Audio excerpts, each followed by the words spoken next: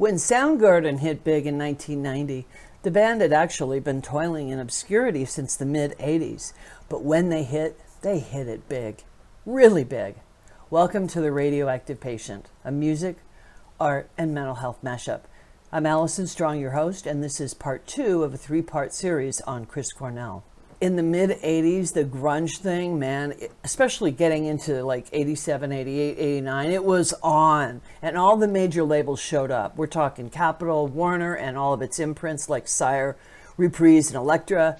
Did I mention Capitol? Geffen and A&M Records. But Chris didn't want to go with a major label, not at that time. Soundgarden had put out an EP, and they wanted to put out their second release on Black Flag's fiercely independent label, SST Records. They wanted to make the album they wanted to make, and they knew that if they got with SST, they'd be given that amount of freedom. For an impoverished group of guys touring around the country in a van, this clear-headed knowledge of the music business and the healthy dose of cynicism was kind of unusual. One thing Chris and the band did not want was to be marketed and promoted as a heavy metal act, because, you know, in the 80s, it's like that stuff was beginning to be very passé, uncool. They saw themselves as more punk alternative. So most of the labels faded from view, except Aaron Jacobes, an A&R, which means artist and repertoire, the guy who goes out and sees bands at the clubs and then signs them. He was at A&M and he believed in Soundgarden so much, he actually loaned them $600 to go in the studio and make demo tapes with no guarantee that that material was going to end up on his label. When Soundgarden did sign with A&M and their major label debut, Bad Motor Finger, came out, everything changed. They blew up. And Chris hated being a celebrity. He was like looking around the crowd, and I can really relate to this.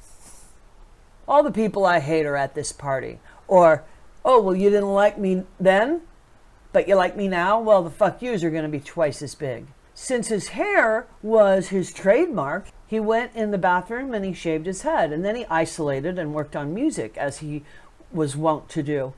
Then Time magazine, I don't know how they got this information, but they featured his buzz cut. I mean, around that time, Chris was living with the late Andrew Wood of Mother Love Bone. Now, Wood had just gotten out of rehab, and there was every reason to think that he would recover from his heroin addiction.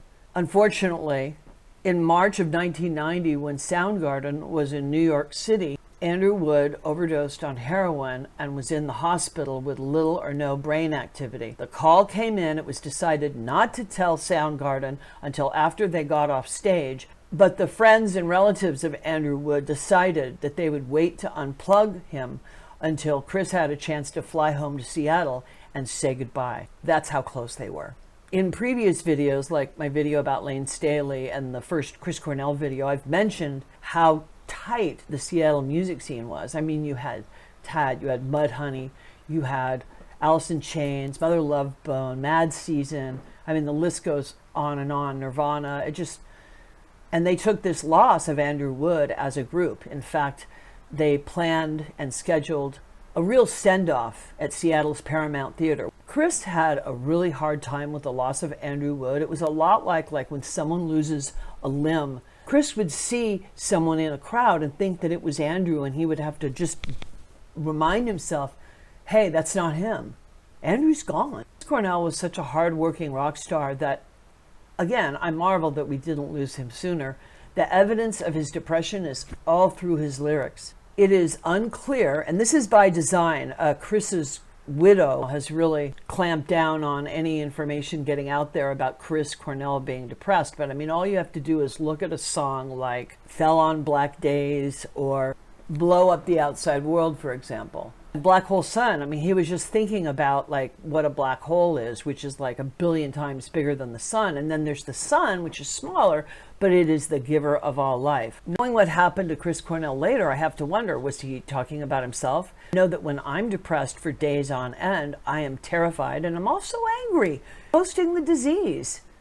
It takes everything I've got to get through it. If you or anyone you know is struggling with depression or having trouble going on, look above my head. I've got 2 hotlines for you to call. They take calls 24/7, 365. Get it out there. Don't let the stigma silence you, because that's a killer.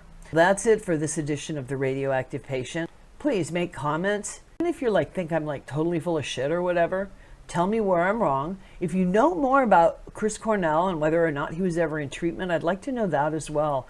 I'm not looking to sensationalize or glorify the negative. I'm looking to see if there's a takeaway, what we can learn from it. And no matter what you're trying to do in life, if you're trying to make it as an artist, if you're trying to get a job, if you're trying to get clean, keep fighting. Will you? If you will, I will. Deal? Deal. See ya.